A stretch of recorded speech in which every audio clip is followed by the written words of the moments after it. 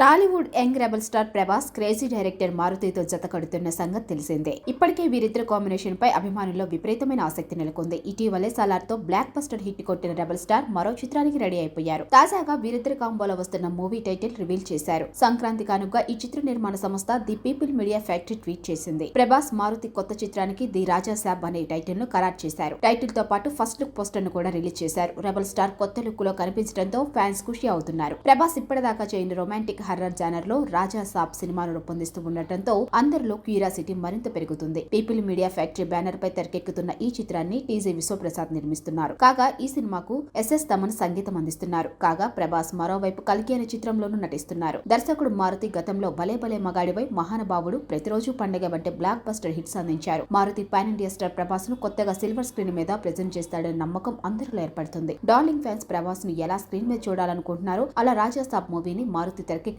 తెలుస్తుంది. కాగా the Raja Saab pan India స్థాయిలో తెలుగుతో పాటు తమిళ, మలయాళ, కన్నడ, హిందీలో ప్రేక్షకుల ముందుకు రాబోతుంది.